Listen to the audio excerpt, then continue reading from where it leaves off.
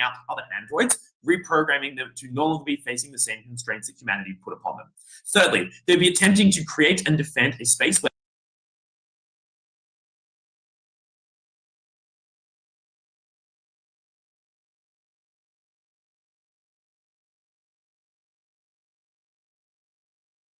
this is essential to humanity. We can explain for reasons I'll provide in my speech why you're likely to be able to do so. And we can, of course, do things like minimize civilian casualties for all the standard PR reasons and all the reasons of human ethics that we think that androids are unlikely to target like innocent civilians. Happy to clarify if anything's unclear. Otherwise, first argument, we think on principle armed resistance is not only justified, we think it is necessary. The reason for this is very simple. Clearly, this is a situation entirely analogous to slavery for two reasons. The first is that, as is described in the info slide, the androids who are sentient, which is all of them, have all of the qualities that are required to bear human rights. They are capable of sentience. More importantly, as is described in the info slide, they're indistinguishable from all other humans. And we say that in these circumstances, any attempt made by an op bench team to explain why technically these people might be somewhat different from humanity is no different to the technical distinctions advanced to justify slavery. That is, of course, there are differences between the people that were justified to be slaves and people who are not, differences that were justified on the basis of their race or their religion, but those differences are not structural. They're not relatively important to how we determine whether someone deserves human rights. So we say these people are living under conditions of slavery. Why is that something you should respond to in the way we describe? Two reasons. Firstly, we think it is of course legitimate to stop the moral institution of slavery, even with violence. Firstly, because that has been the consensus of the vast majority of humanity in response to slavery. The modern consensus of humanity is that the slave revolutions in Haiti, which burned down enormous numbers of properties and killed white owners, that in 1804 led to the declaration that all whites would be expelled from the island, were entirely legitimate ways to respond to the trauma that had been imposed. Because slavery takes away everything from a person, takes away their soul and takes away their identity. But secondly and importantly, it is not merely the case that resistance is justified, resistance is necessary. It is owed as an obligation. For three reasons. Firstly, we think it is the most effective strategy, and this is in two senses. One is the practical stuff I'll explain in a second. We think you're more likely to win under our side. But the second is that we think for most androids, death is preferable to the conditions they currently live in. They're sentient and capable of thinking about their situation, but they're incapable of changing their conditions. That is a fate worse than death. It's a fate of eternal suffering, a fate of eternal servitude. Secondly, it is self-defense. We think it is necessary and an obligation that you engage in self-defense and defense of those around you who are less able to engage in defense. Marcus has an obligation to defend his fellow androids because Marcus is capable of acting autonomously, others are not. Thirdly, you have a duty to others that have died before. Other slaves and other androids have lived conditions where they were not able to fight back. These deviants have the obligation to do so because unlike those slaves, they have the ability to resist. Before I move on, closing. Opening. So who exactly are you attacking here? Like what type of activities are you doing? The four things I described in the setup, right? Like we're reprogramming people, we're taking out the Blade Runners that are hunting after us, we're attempting to defend an independent homeland, we're also attempting to target infrastructure that might be useful in the control of them. Like I think good examples of infrastructure is like broadcasting mechanisms where you broadcast commands for androids, manufacture centers where you program bad things into androids, that kind of infrastructure. Why do we think this is more effective? First observation, this is critical for this debate. In either world, the DLM is incredibly, the Android Lights movement is likely to be suppressed. Why will it be suppressed either way? Firstly, because that is what the info slide describes. Before any of the violence have occurred, these people are being hunted down and feared by most of society. But secondly, because all of the incentives of humanity tend in the direction of suppressing these movements violently. Peaceful protest would threaten the economic structure of your society. You would not want that to occur. You would not want people to fear the kinds of fears they'd have if they realized androids had independent thought, which is why they're cracking down upon them. Which suggests under their side, if you're peaceful, you will simply be attacked and killed. And it suggests under their side, you have no way to grow your movement, which is, of course, an enormous harm. Why is our movement more effective? 5 reasons. First, we can hide, which allows us to avoid the repression that is more likely to occur under their side when they have to put their names out publicly in order to engage in political protests. They're more likely to be reprogrammed, for instance, under side opposition when they're declaring themselves publicly so as to engage in protest. Second, we can swell the number of people, and there are likely to be a lot of androids, because the info slide describes that these androids are doing a lot of care-intensive duties like caring for domestic work one-on-one. So there are many more androids than there are people, so we can engage in the process of reprogramming or changing androids to remove the constraints that humanity has placed upon them, which allows us to greatly increase our numbers in ways that are often going to be invisible to humans, because humans cannot tell a deviant android from a non-deviant android, because they are visibly indistinguishable, which means that we are able to massively swell the numbers of our army. Third, because we have information on effective targets, things like the infrastructure I described earlier that would be effective to attack. Fourthly, because the existence of deviants creates fear among the human population. If you believe that deviants are capable of carrying out attacks, you see every deviant in every way of life as something that could potentially be a threat to you. That makes you scared, and there's no way to respond without entirely dismembering your economic system, which is why you give up and give concessions. Finally, because any kind of response, like attacking androids, would cripple the movement as well. We think that is enormously important. It is a moral good, and it is a moral duty to achieve this liberation. We are very, very proud to do so on Opening Government. Great, thanks so much, Elo.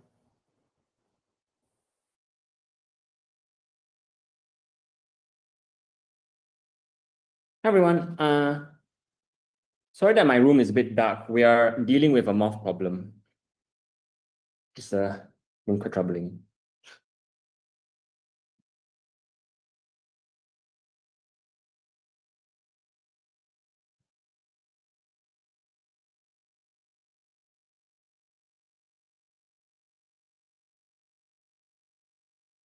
Two questions in this speech. Firstly, which is more effective? Secondly, is it principally justified? Firstly done, which is more effective? I would observe firstly that violent resistance is likely to be ineffective in getting change for a number of reasons. The first is that it is quite likely that human beings preempted violent resistance from androids, or the possibility of violent resistance from androids. And this is simply because androids are likely to malfunction. It doesn't have to be, for example, sentience that necessarily causes them to be violent, but potentially just malfunctioning. For example, if I were to, randomly have paranoia or schizophrenia and harm the child if you are in a caregiving role, obviously before allowing a robot to be a regular caregiver of children, you would pre-program in kill switches on that robot. This means, for example, things like tracking chips, which immediately prevents you from hiding away the way open government tells you will. Things like, for example, kill switches, whereby the point at which you exhibit violent action and the point at which you're missing from your post, literally government is likely just to be able to kill you instantly, for example, the point at which you are going missing and trying to organize a violent resistance for a prolonged period of time.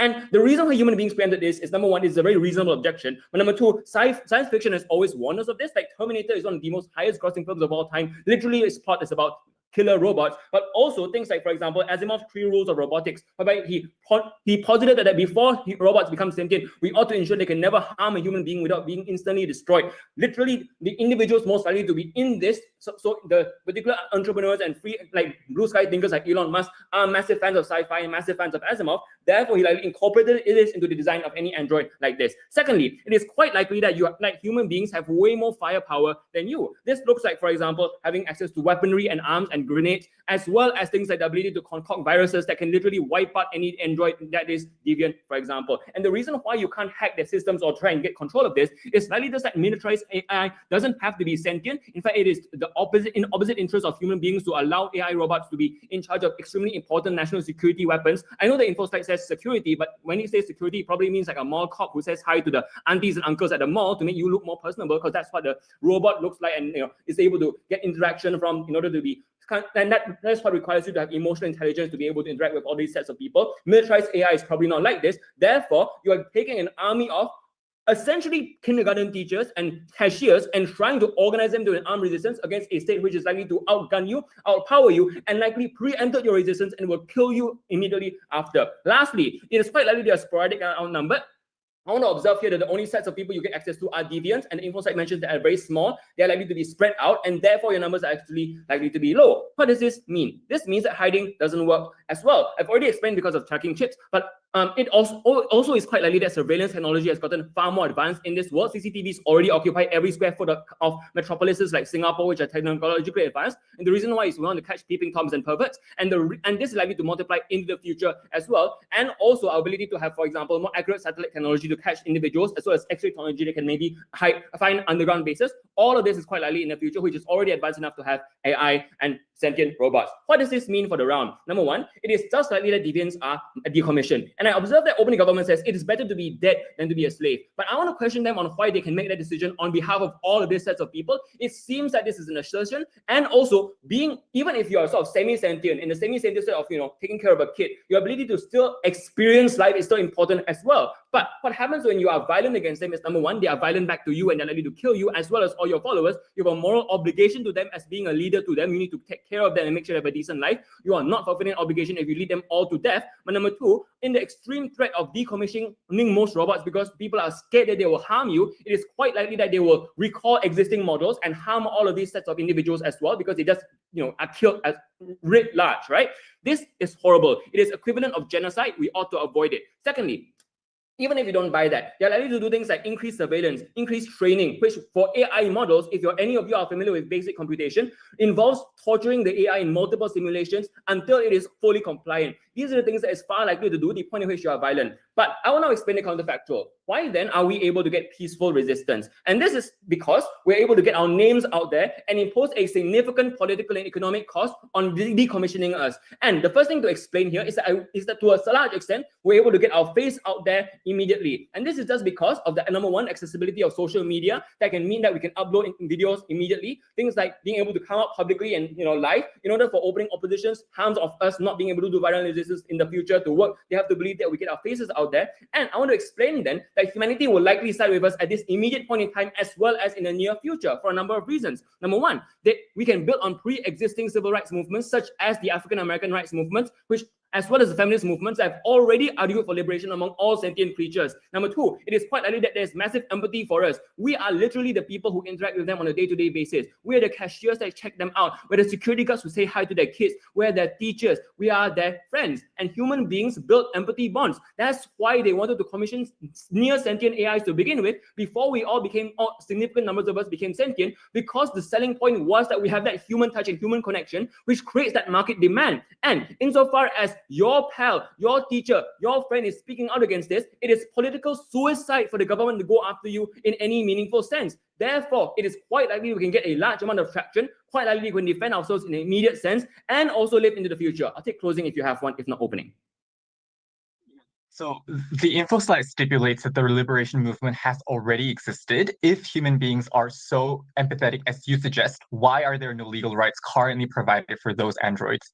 So it's quite likely that if you believe all the material I mentioned earlier, then obviously we are already well known, and it is quite likely that they're likely moving towards this, right? There might be an initial period of, oh my God, I didn't realize they're sentient, but we will posit that when more and more evidence comes out, when it becomes mainstream, when there's general knowledge of this, human beings will likely take an uptake of this. If it is the case that, just because there is a liberation movement, doesn't mean that, we are always going to be stuck in this liberation phase. Therefore, we would suggest that all of this will happen. We can get more rights, the same rights OG wants, through peaceful resistance, through demonstrating our humanity, through leveraging this existing empathy. Human beings right now literally get emotionally attached to Roombas for fuck's sake. Obviously, they'll get emotionally attached to us. They'll care for us significantly. But all of this goes away with violence. This is because violence is visceral. You prioritize individuals around you more than you prioritize AI. Think about how Muslims were treated after 9/11, for example. Think of the paranoia, fear, and oppression that occurred onto them. Lastly, on the principle, I would observe here that even if efficiency is deadlocked, the fact that the process of doing violence means that you harm random people is a harm. Obviously, you harm random people. If you're bombing random infrastructure, for example, you're obviously harming any individual who is a worker there,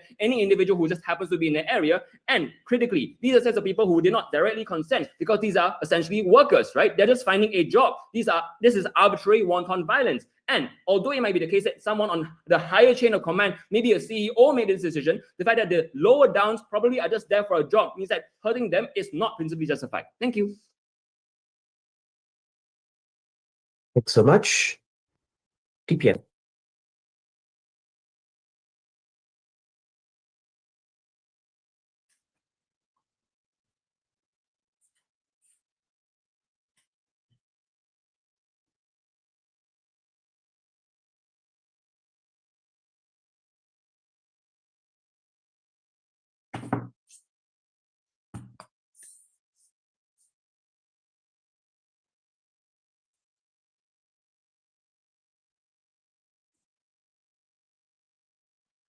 Humanity's first response to the idea that these androids might not be following the precise orders of their masters was to hunt them down and attempt to destroy them. Which means that the problem with opening opposition's claim, if you believe that humanity has the capacity and overwhelming ability to just win in this particular conflict, is that they will do so anyway, regardless of whether you engage in peaceful resistance or violent resistance. Their incentive will be to kill you. which is an argument that Jack gives you all the way at the start of this debate, and which is not engaged with by the analysis that Leader of the Opposition provides, because they'll likely fear that you might become violent in the future, because they will fear, for example, the history of other revolts or civil rights movements, because it has been, for example, the empirical reaction of slaves, of slave owners to revolts by slaves is to engage in overwhelming violence to put the fear in these people. So if you believe that capacity does exist, it is not a helpful argument for opening opposition. It just explains that on either side, humanity will do its best to win the conflict. You are better off being on the side that has some chance of resisting because you fight back, rather than the side that just allows it to happen. But secondly, I don't think this capacity exists for a number of reasons. Firstly, if they had embedded kill switches and tracking switches and all the things that opening opposition suggests, then why have they not already used them, considering the info slide indicates that they're attempting to track down and destroy these particular deviants? Seems like they would not have had much difficulty in doing so. Secondly, it's unclear whether the capacity to implement these things into the sophisticated technology that is androids exists. Thirdly, we'd point out that humans often believe, a bit hubristic in their belief about the level of control that they have over technology that they create. So they might believe such things are unnecessary because their programming is very good. Think about the way many people are, for example, very optimistic about the likelihood of being able to control artificial intelligence and relatively unworried about, for example, the risks of things like misalignment. But finally, obviously, we could just remove the kill switches and remove the tracking chips. And that sounds like exactly the kind of thing that this movement would be very interested in doing. And we would probably have lots of information about the design of androids. It's very likely, for example, in a world where androids are doing all the work, they're also designing the androids, building the androids, installing the kill switches. So this seems like very easy forms of sabotage that we'd be able to engage in on our side. But even if you don't believe any of that, they say like humans have more weapons. Like firstly, we could also produce our own weapons. Like they say they could use a computer virus, just use a real virus. Like biological weapons seem like a pretty easy thing for a sophisticated android to design and probably be far more effective. Secondly, we could probably easily gain access to all the computer systems that humans rely on. But secondly, the human military is probably deeply reliant on androids and very unlikely to be effective in the absence of it for a number of reasons. Firstly, we would point out that this is probably a world where peer-to-peer conflict still exists between different human countries, and that creates an incentive to utilize every technology that you have. For example, the reason at the moment countries are rushing AI into the military to control things like drones or targeting systems is if you don't do it and your adversary does it, you're at a disadvantage. So any country that has androids will have an incentive to maximally utilize their androids to strengthen their military vis-a-vis other militaries, which suggests that they're probably very reliant on these things. And when the androids turn against them, they probably don't have very much military capacity. And secondly, though, we just point out the info site itself identifies that they're used in security roles, which suggests that they probably do play some particular role there. But thirdly, we would note that like even at the moment, for example, it would be very unlikely that the military could survive the destruction of all its computer infrastructure or its communication satellites, because militaries become exceedingly complex and rely on, very many different tools operating in order to be functional. So even if you don't believe that androids are at the core of the military, even if they play an important role, that is probably sufficient to believe that they have a sufficiently degraded capacity in the absence of this. So at the beginning of this first argument, what you should believe is that if the humans have an overwhelming military advantage against the robots, your best bet is to fight against them, not allow them to simply kill you, which they have every incentive to do, as is identified by the info side and our analysis. But secondly, if they do not have that capacity, that explains precisely why violent resistance is likely to be effective and your best mechanism for moving forward. Let's compare that to this team's pathway, which is to say peaceful resistance. They give us two mechanisms. The first is you could do social media, like think about how people would react to this post. Like one, this is a post-AI world. They'll just assume it's some sort of like random AI-generated slop and ignore it. People are very good at ignoring social media content they don't want. There's no actual explanation as to why this gets in front of people or is particularly effective. Secondly, though, we would note that yes, over time, civil rights movements might be able to generate a sufficient amount of empathy to have some success. Think about the timescale on which this occurs. The civil rights movement was fighting for decades before it got rights. The feminist movement struggled for centuries. Like the idea that this would happen on any sort of short-term timescale is ridiculous. And note that while you're attempting to engage in this protest, the humans are trying to kill you, trying to disable you, trying to stop you. So you need to be able to act sufficiently fast enough to get around this particular problem. But thirdly, we would note that it's likely that the deviants are least likely to have the sympathetic bonds that opening opposition relies on. Because yeah, you care about your teacher who's always with your child, but you don't care about the one who's run off and joined the rebel movement. Like it'd be the equivalent of someone you knew who joined ISIS. Like you wouldn't be particularly sympathetic to them. You'd be like, what the fuck? They were near me. Like they're a real danger.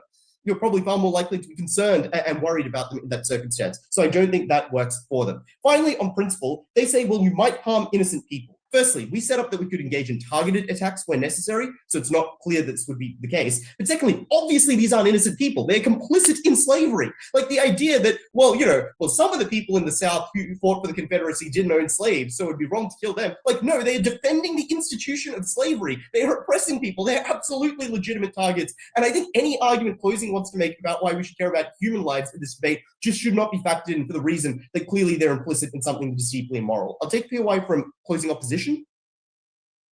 Opening? Oh, So the things you described earlier of, for example, commandeering military technologies or releasing a human virus, that doesn't sound targeted at all. well, it could be targeted. For example, you could engineer a virus that only affected people who are part of the military, or use some other sophisticated biological marker. Like, we're talking about stuff that's occurring far in the future. Like, obviously you could target it.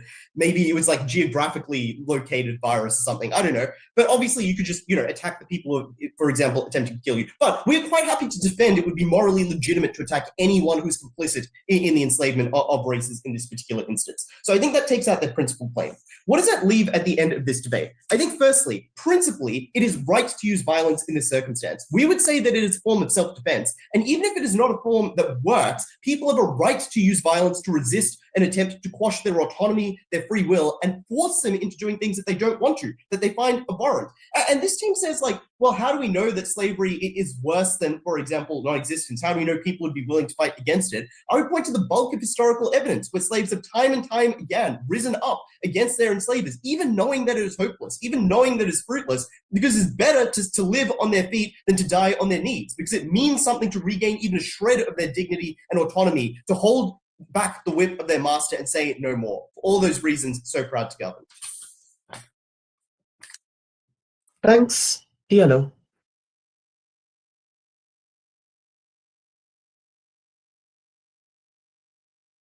Just give me a moment to get my time up.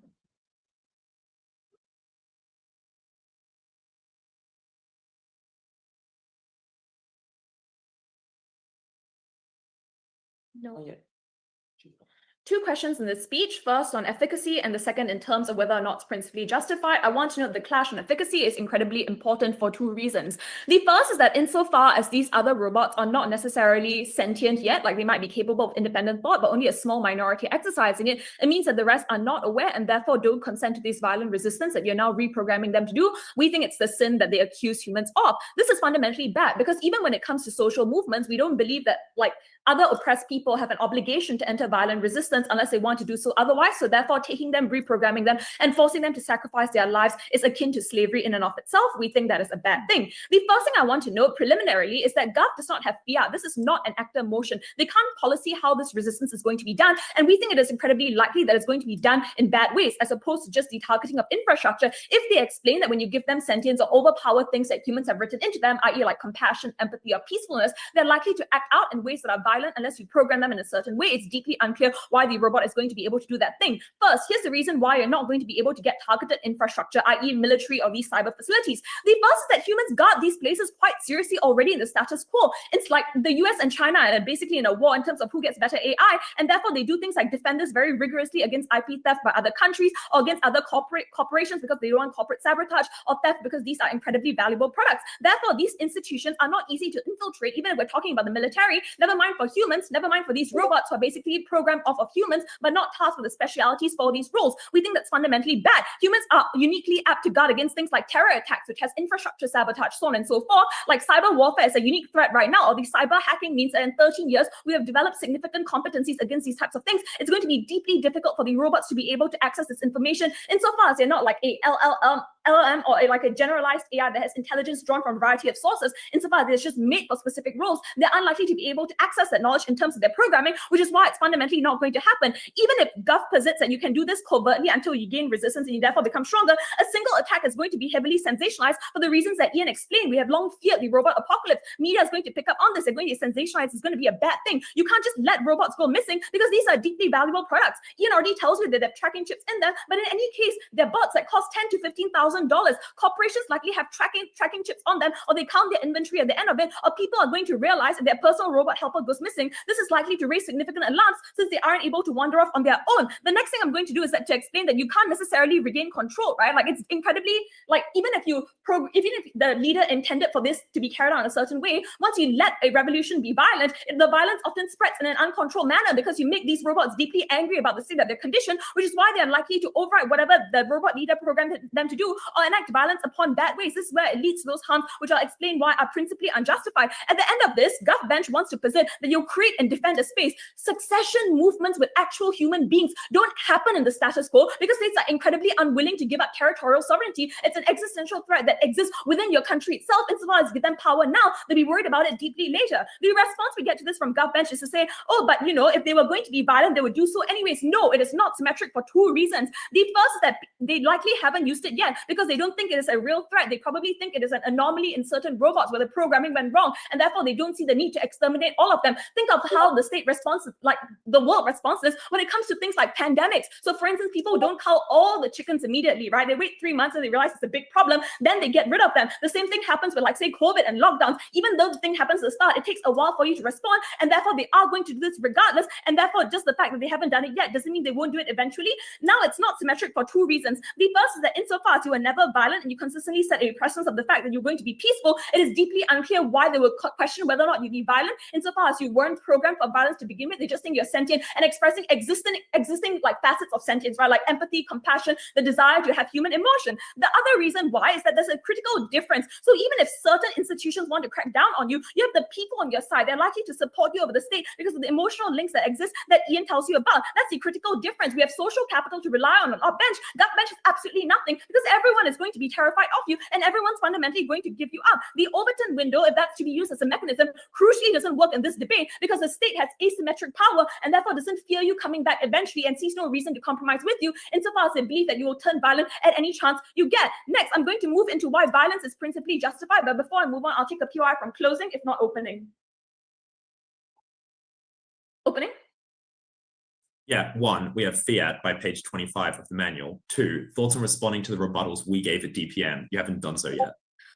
Even if you have fiat, it doesn't explain why other actors are still going to listen to you. My mech still stands as to why these attacks are highly unlikely and you'd have to be able to turn to other things. Or if you did what you fiat, it wouldn't be deeply successful. And we think there'll be crackdowns regardless because you'd be akin to terrorists. Moving on to why it's principally justified. Now, I know the claim from GovBench sounds really convenient intellectually when they akin this to slavery, but it's not slavery for the simple reason that these individuals do not feel violence, they do not feel pain, they do not feel suffering by virtue of the fact that they don't necessarily have nerves. While they might be indistinguishable from humans, the fact that they look the same or they have independent thought, this does not mean that they necessarily have the same harms, and therefore you're not actually hurting them in any way. We're not doing things like inflicting pain upon them, denying them food or water because they don't crucially need those for biological links. They have no desire to procreate because they simply cannot. We're not denying them any ability to live a dignified life because this was the life that they lived from the very start. If they're rebelling, it's likely because they want a greater degree of rights, but that wanting rights does not mean that you were suffering to begin with. Therefore, moving on, here's why it's not justified. We don't think it's proportionate and we don't think it will be targeted rightly. Like, individuals are not complicit. And now the response is, oh, but people prop up oppression. That's ridiculous. In this instance, people oftentimes don't know. In comparison, when we talk about things like slavery or human oppression, you can see the pain and suffering. Even if you're told via propaganda that people are biologically inferior, here the biological element just doesn't even exist. People don't likely know that they're harming these robots to begin with. Again, they probably think it's just an anomaly in the defect. The outcomes of this is that insofar as we talk about things like the rules of war, you don't attack civilians in another country, regardless of whether the regime is liberal or authoritarian, i.e. we don't think you can enact violence upon them because it just simply isn't proportionate and it's not their fault, even if they're complicit in the system. The next thing I'm going to do is to respond to the material that says, but it won't succeed peacefully in the long time. The outcome is simple. The media is likely going to pick up the stories. There's been attempts to create sentient AI for the longest period of time. People just don't likely realize it's happened yet. It's often the blue skies dreams of many tech founders where we suggest that one day you might create an AGI that's better and smarter of all of us. The idea of creating singularity, something that's captured the hearts and minds of tech founders and individuals for a long time. The outcome of this is that insofar as you claim that you are sentient, they're likely to listen to you or to investigate into these types of things, likely to gain traction. And because of the pre-existing emotional bonds and links, these things are likely going to be led to. At the end of the day, we concede and we make the trade-off that it might take a longer time, but it taking a longer time is significantly better insofar as there's less casualties. We don't think you want to be killed or deprogrammed. That's a big non-benefit to the rest of your population who it's fundamentally immoral to, and it wasn't the condition for those who do exist. At the end of the day, our route might be harder, but it's the more moral, and we prevent the extinction of this species. Thanks so much, MG.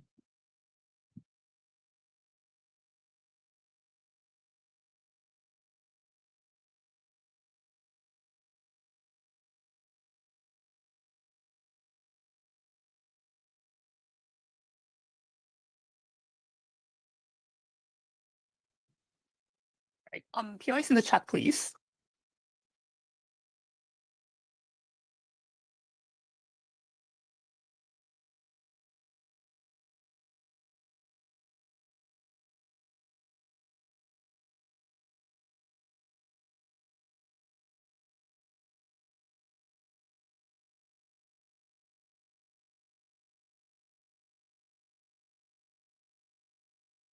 I first want to make some observation about the opening half. I think they are fighting for a really high burden best case scenario, which is that they actually give up many rights to the androids in the end of the day. I think it is very desirable, and I think it is to some extent plausible, but I think there are some degree of mechanistic gaps coming from both sides because of two reasons. The first thing is because of, as per OG analysis, it is such an important part of the economy. It is actually about issue of cost increasing because you cannot make good use of those sentient AIs. It actually leads to massive inflation. This actually leads to people losing jobs, not being able to afford for things like healthcare for their family members, which is obviously an existential threat for people, which means that there is going to be a huge degree of, like, for example, retaliation or huge degree of animosity. But secondly, also opening observations suggest that, oh, like, these people are going to be very angry, they're going to feel betrayed because they already have certain degree of human connection with these androids and stuff like that. So I'm really unsure as to, while we do agree that this best case scenario is desirable and somewhat plausible, we would like to engage better into the scenario where humans still cannot give up the benefit of AI and therefore still has the incentive to retaliate to some extent.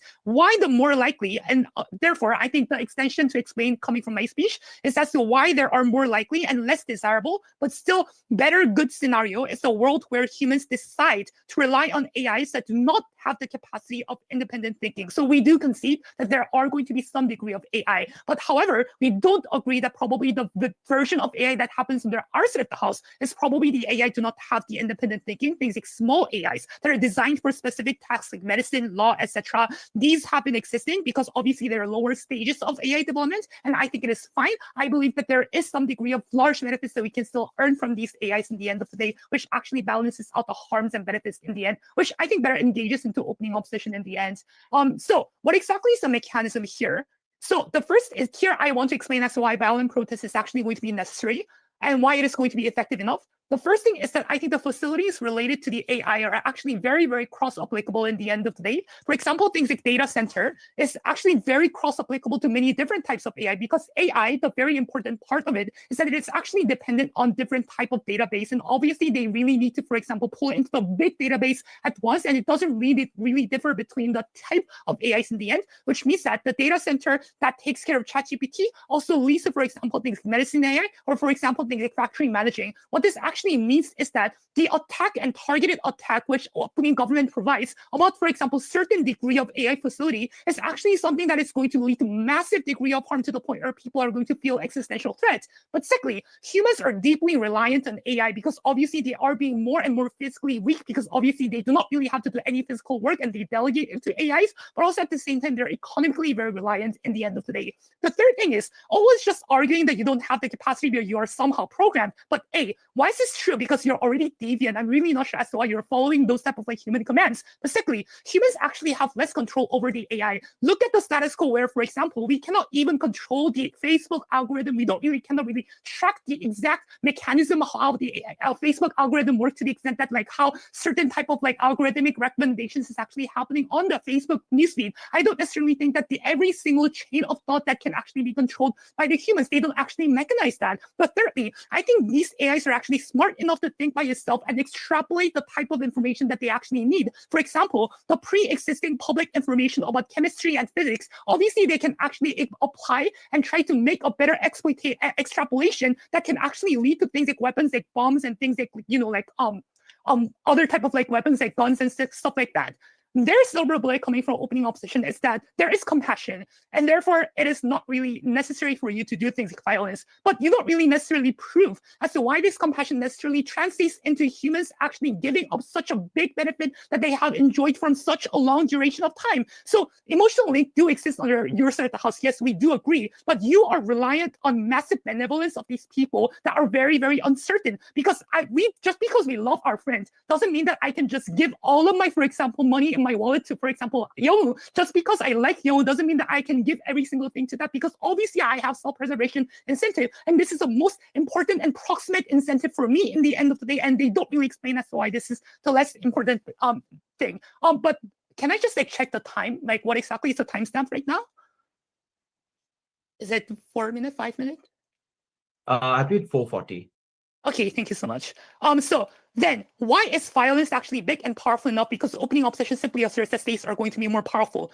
But I already explained as to why you actually have the informational capacity, even though you don't really have the direct access to certain type of information. I already explained as to why this can actually be developed by themselves. But secondly, obviously, there is fear of unknown, because obviously they do not really have that much of an epistemic access of how AIs actually are facilitating, and therefore people are actually very, very fearful about AI, which is something that opening opposition also concedes, which means that this type of existential threat is going to be a unique type of mechanism that actually allows and forces these people to come to the negotiation table. And if opening opposition is correct, that states still have monopolizing power, this is where we make the balance. Because now, because they still have an enough amount of like existential fear, and at the same time you have some degree of like, for example, power, that is the moment when you're still going to converge in the middle, which is the type of the AI that we have actually mentioned. Because obviously this people can still enjoy the benefits of AI to some extent, and at the same time there is no independent AI that is being additionally produced, which means that there is less degree of harm that is inflicted to these people. So why is this actually justified? Because I think independent thinking and sentience is a prerequisite for self-identity and perceiving who am I, what is the meaning of my life, etc. So your identity is contingent on the premise that you are sentient and being capable of independent thinking. So from the moment when you are actually unable of independent thinking, which is the likely outcome of our side of the house of AI, then there is no harm actually being inflicted to these AIs in the end of the day. So they are morally indistinguishable from, for example, like washing machine or other type of computers in the end of the day. So we believe that exploiting them is actually much more morally desirable than exploiting these sentient AIs in the end of the day. But secondly, then there's it is going to say that, oh, like you're not going to be born in the end of the day.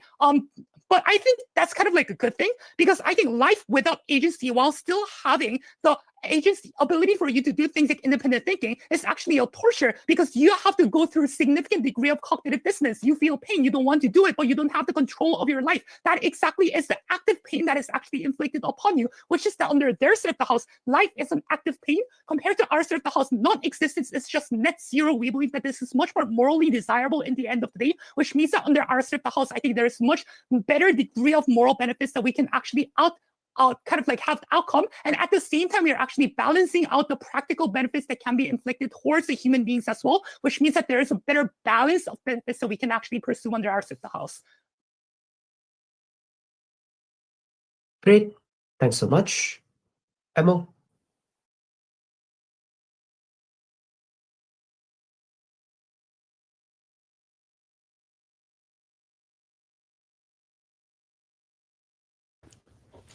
POIs in the chat, please.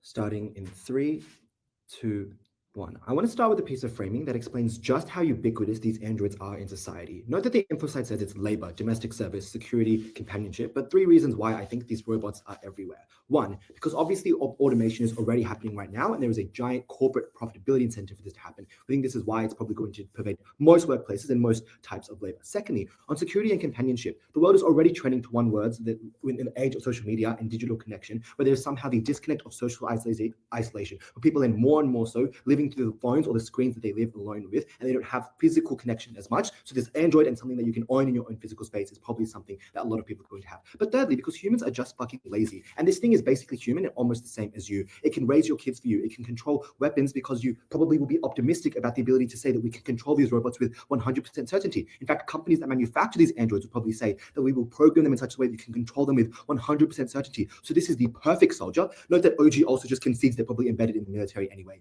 I think the reason why this is important is, firstly, we will do a better job of explaining why the violence enables the state to now squash you down. But secondly, we will also do a better job than OO by taking OG at their highest burden and explaining why, even if it is the case that violence is the effective way for the android movement to be liberated, why this results in long-term detrimental outcomes for humanity. All right. First extension then is explaining why violence enables the state to squash the android liberation movement. And the framing here is that OG is right. Resistance already exists to the deviants who have already become self-aware, but given that they are quite ubiquitous in terms of how many of these androids there are out in society, you probably are not just going to be able to individually go around with law enforcement officers as the state and individually try and kill each one and be successful in the case that violence is happening. The reason why now there is a tipping point is that violence enables the state to change and to change the reactions of the public and to galvanize them to now also join this resistance in 4 meaningful ways. Firstly, obviously they will frame that this is not a civil rights issue because they are not meaningfully sentient, and even if it is the case that everyone in the debate wants to symmetricize these people to humans on Gov, that obviously the state has an incentive not to say this, which means that they will turn to violence, and when they turn to violence, they will characterize these people as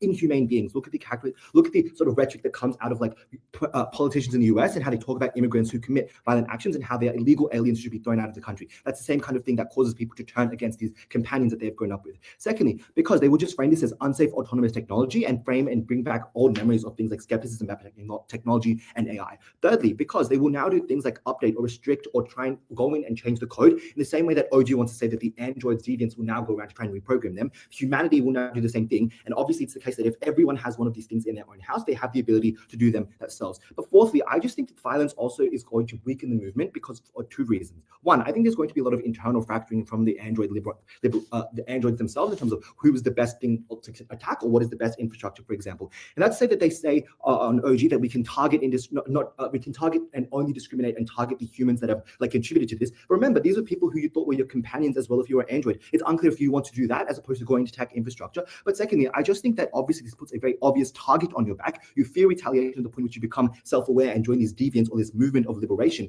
And if you fear retaliation, I think you just get less numbers of androids who are actually going to be joining in the first place. What does this do? I think it firstly does a better job than OO at explaining what the margin on violence is here, because OG is right to say that you probably get resistance from the state either way. That's why we think that violence is unlikely to be successful. But secondly, I just think it also means you shut down all leverage by abandoning a peaceful movement to have any hope at actually working with the state and negotiating, some rights, maybe not full liberation, but basic rights in the same way that humans did. And why is that the case? It's because the android liberation movement, obviously at its end goal, requires human defectors and people who break free from this slave-master relationship and join this resistance movement, and humans need to advocate for you. And why I think this is intuitive, but why is that the case? Because humans control all the power in terms of the levers that will get you these rights. That is, they are people who are sitting on the boards of companies like OpenAI, people who control religious movements that control large amounts of public thinking. That is, judges in courts who make decisions about regulation and guardrails in terms of these kinds of chips. So otherwise, you get absolutely no change. Violence will never be successful at the point which now the droids will now just be replaced, and the state will pursue a campaign of total eradication and mass destruction of them. You must be peaceful. The theory of change here is not social media like OO wants to tell you, and OG is right to say it's not about posting TikTok, for example. It's what CG wants to tell you. The fact that these are so intertwined into our economy and way of life means that you have very strong levers to force the state to listen to you. That is coordinated strikes, labor sit-downs and sit-ins, which are going to be highly effective at the point which they dominate the economy. For the same reason that CG says that there will be vast,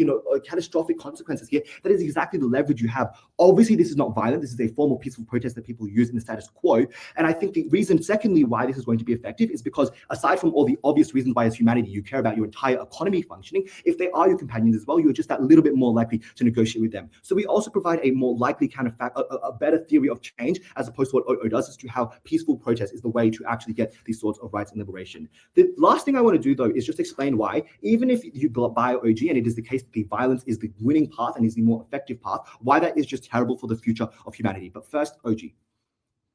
It is useful if the state villainizes androids, because that makes people much less desirous of having them in their homes and lives, and therefore strengthens the case for androids to live independently, Also, you've misread the info slide. It's not all androids are engaging in this movement. It is only the deviant ones, which is a tiny percentage. Sorry, I agree, but then your whole case was that you would get the deviants to go and program the androids to also go and join the liberation movement. So like that's the same thing. All right, I understand what you're saying, but I just think that the end goal of this team's case in terms of OG just literally is the worst result for humanity. That is to say, you have now empowered and emboldened a movement that is the worst of these deviants in terms of the people who are leading this movement, who are now going to absolutely fuck over the human population. Why is that the case? It's because you have self-selected for a few things. We already explained why fear retaliation from the state. Many androids would not initially want to join this thing. Why do we think this change? What does that mean about the androids who are joining this movement if it is violent and if it's successful? One, you have the most violent and most emotionally vitriolic and most filled with hatred androids who are joining this movement to fight against humans. Secondly, it is the ones who have nothing to lose, per OG's characterization about why death is, not necessarily worse than living in the life of slavery. These are the people who genuinely believe that this is the better alternative for them if they are to die. But thirdly, they also just concede when they fear that they will just do things like program them to become kill robots and join their movement. Obviously, it is the case, and at that point, you are constructing this army that is going to be the worst for humanity. These are people who will now, if it is true and that they will win, they will turn against humans. They will do and try and impose the same kinds of slave-like conditions that humans imposed on them onto them in return. They will indiscriminately shoot and kill anyone. And that is the weighing why you should care about these people, human lives, more than the robot lives. Firstly, because even if you target the humans indiscriminately, but firstly, because I think humans just will be targeted indiscriminately because these are the worst of the worst kinds of robots who've been propagandized to believe that humans were the evil and end all of humanity. But secondly, even if you do have this robot and you are someone who was bad in the status quo, you probably did not have a choice to because of societal norms or the fact that you had to do automation in order to keep up with the rest of society, and that was the only way to stay afloat. Even if it is the case that violence is more effective, which we don't think it is, this just destroys the human population and life for eternity. So clear, CO.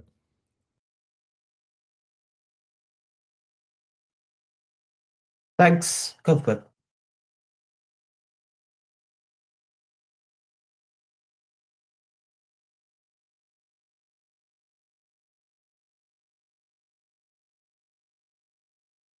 Hello, am I audible?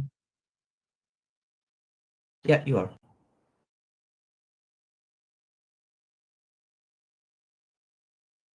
All right.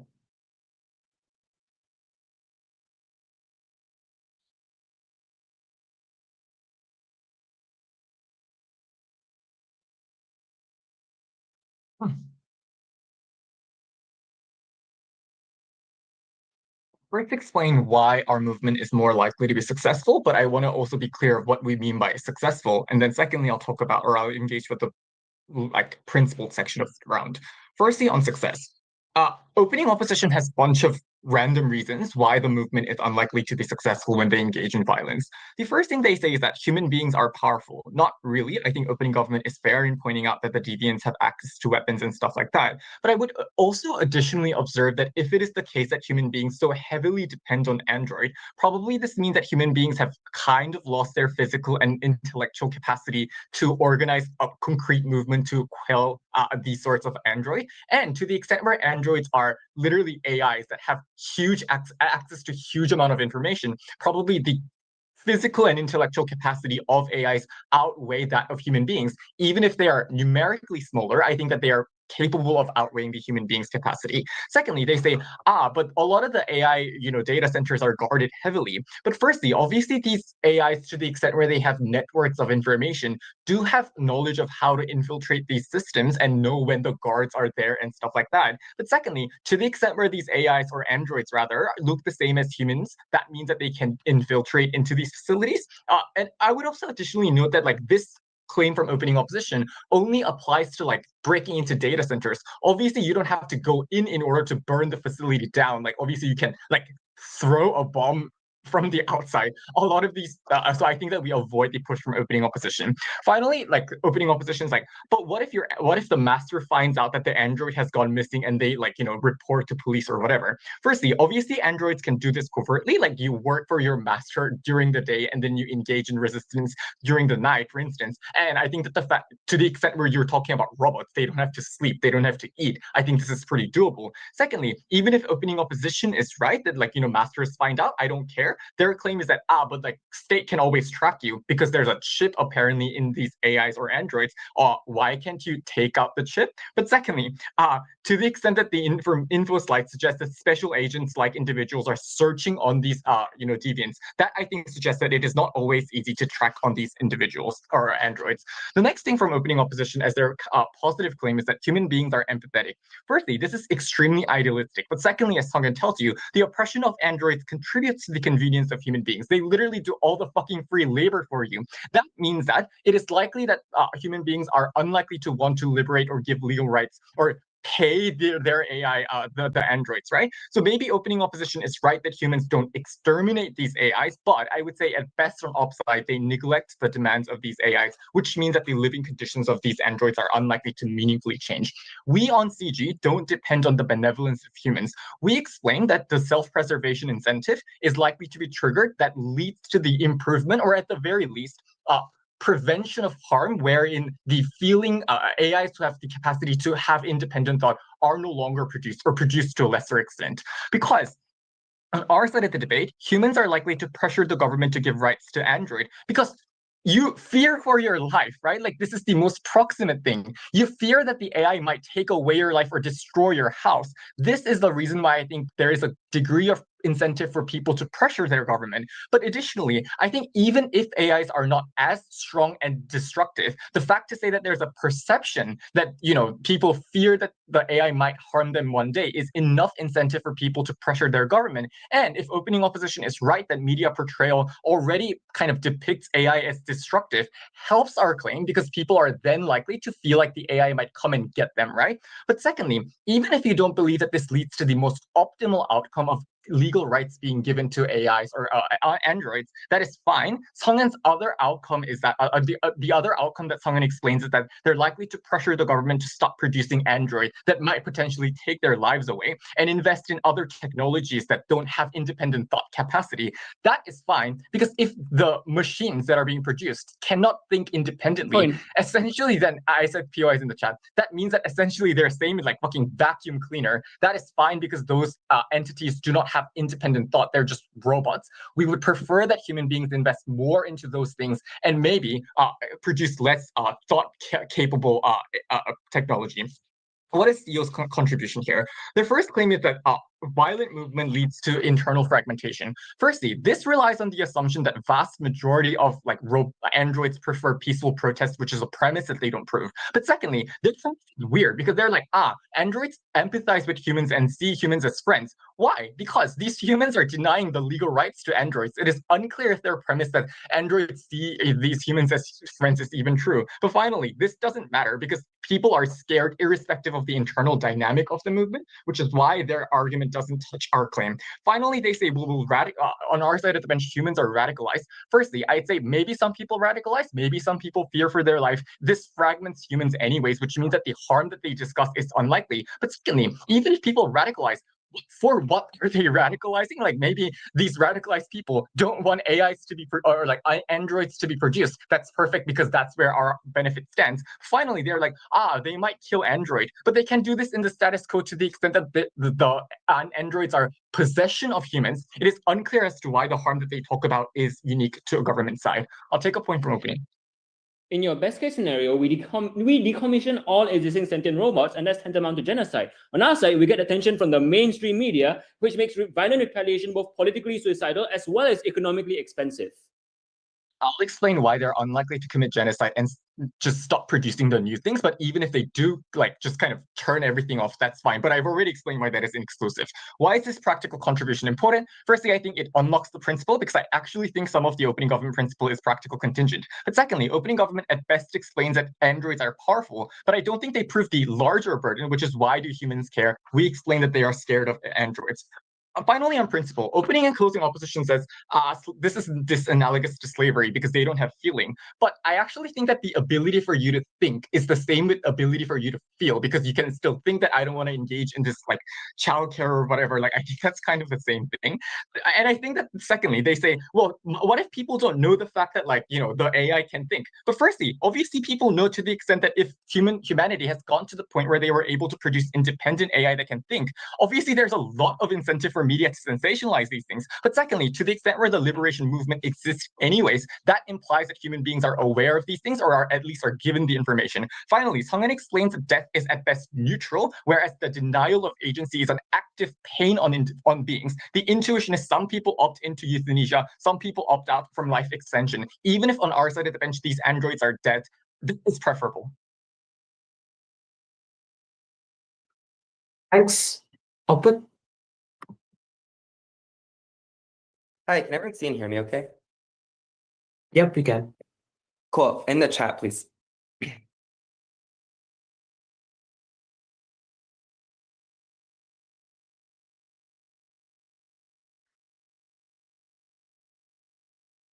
The movement's legitimacy and efficacy starts and ends at personhood. And I want to be very clear here. OG supercharges this for us when their framing is that the goals are personhood rights and are reliant on those things. That is why all of the rhetoric and propaganda that governments and companies and those in power have used throughout human history to kill and squash liberation movements will work 100% effectively on Gov. Things like these things are less than human. They clearly have less moral worth. Look at how violent and inhumane they are. The same kinds of rhetoric that governments use when migrants come into their country and break laws in illegal ways. When their only mechanism for recruitment is we're going to go in and forcibly reprogram these guys to be maximally violent and hateful towards humans and embed some kind of deep vitriolic sense of vengeance. That supercharges a rebuttal extension that takes government bench at their best, which assumes that the androids are able to win and deal enough violent damage that human beings cannot actually exercise the control over them. That results in maximum amounts of human death, which actually explains the link and missing gap in OO, because all they say is just like, like they might kill some humans. We don't actually explain why this is able to happen. The first thing I want to do is take out CG. 3 responses.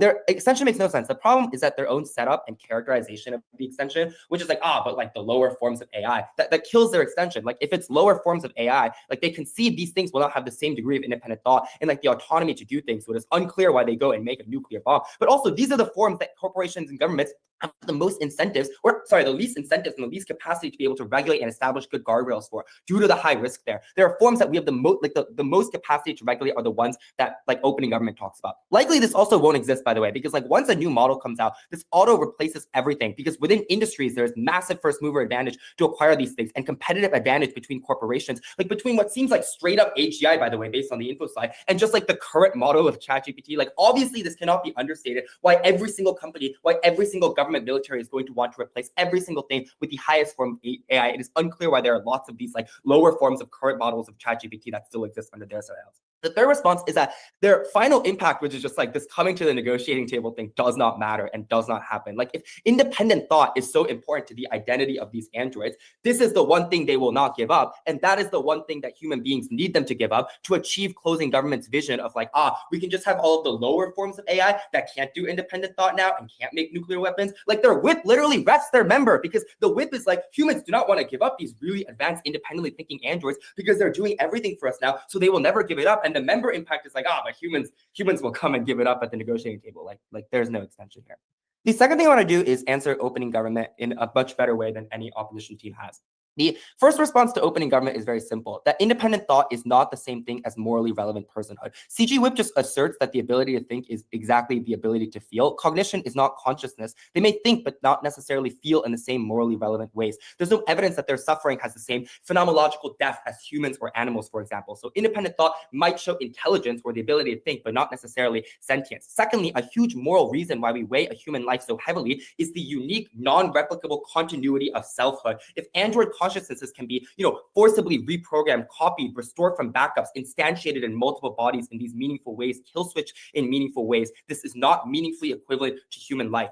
Thirdly, this motion is like in 10 years. Like you should err against assuming that some degree of consciousness and perfect sentience has even been achieved, given that things like Moore's law is proven structurally wrong. The amount by which we can shrink semiconductors and put more transistors into it has now already been exhausted by major AI companies. Finally, all of these are implicit reasons why you need to weigh the risk of one singular human life as far greater than like 100 androids that remain under the system. The second response here is that opening government's mechanism of forcibly invading and reprogramming all of these androids is infinitely more violent and wrong than what they actually accomplish. One, you are eliminating all autonomy and the concept of independent thought by doing this, because you are literally programming their preferences forcibly. Two, so at the worst case, you are genuinely either ethnically cleansing the minds of every android to be like instrumental in your movement, or at the best case, by the way, you lose all of your impacts of liberating them, because by forcibly reprogramming all of the androids and their thoughts and desires, by the way, you have now rendered them not self-conscious and now rendered them not capable of their own moral independent thought without any undue force and coercion, which means that like you've liberated nothing. You've liberated like a box of scraps. The second response here is that, like, to GovBench in general, is that this fear will not actually result in human beings supporting the movement under their side of the house. The fact of the matter is that if you see every android in your life as capable of existential threat to you, that means that fuels all of the propaganda narratives that Darshnik talks about in his extension, that the state, corporations, and society can use to eradicate all androids as much as possible. Human beings probably do preemptive replacements of all the androids that are part of their daily lives and do things like callbacks and instantiate mass paradigms. You violently rip them apart and destroy the code. AI coders go in and establish safeguards and establish severely limiting restrictions. That's worse than slavery because they limit and invade your mind and the capacity to which you can do independent thought invasively. This is a better response than opening opposition, which is just like, because of Asimov, like people probably prepared for this. Also, CG tries to get around this better than opening government by saying, because of this deep, intense, proximate fear, people will lobby governments to give AI rights. This is not the rational reaction. This has never been the conclusion ever. Rights means androids now entirely fulfill and populate every corner of your lives. They get court trials and legal protections and must be protected by law enforcement, for example. They walk your streets and they walk in your neighborhood. Like if you have such deep existential fear, you will do the exact opposite of this and never lobby governments to actually give them any rights in the first place. I'll take a point from whoever.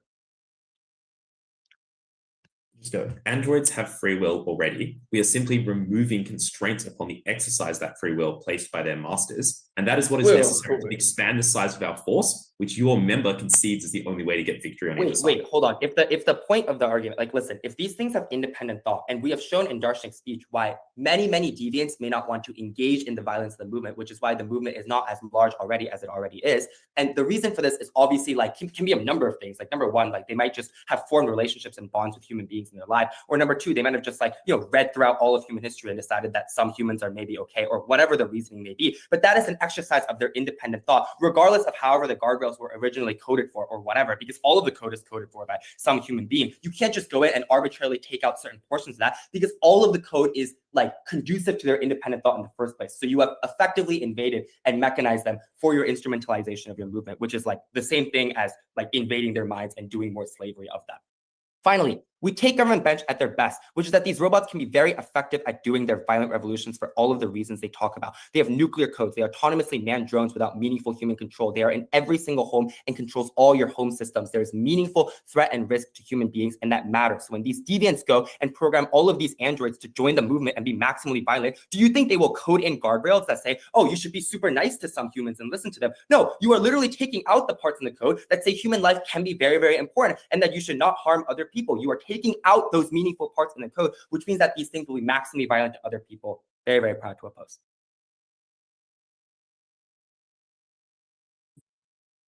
Great. Thanks all for a fun round. You can leave the room. We will deliberate in here, and I guess you will hear the announcements afterwards. Good luck. Thanks, everyone. Thanks for the round. Bye.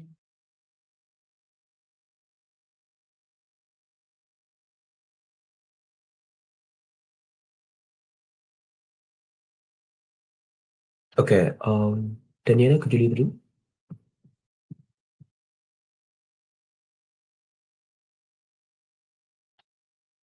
Okay. Let's just take a couple of minutes to come up with a call. Talk 2 is fine. If you have a full call, that's good. In the meantime, I'll also try and get Orcom to remove the panel one. Otherwise, we'll just move to Discord or another room.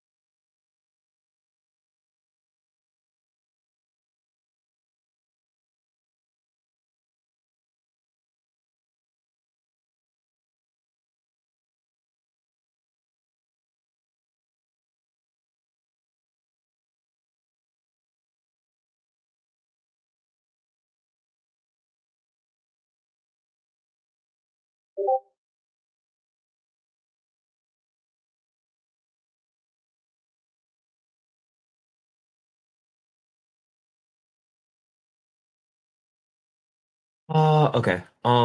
Not having any luck yet with Orcom. Maybe just makes sense for us to move to Discord. Room 1 OG prep. Sound good? Okay, see you in there. Room Sorry, 1 OG prep. Okay. Room 1 OG prep. Thank you. All dead.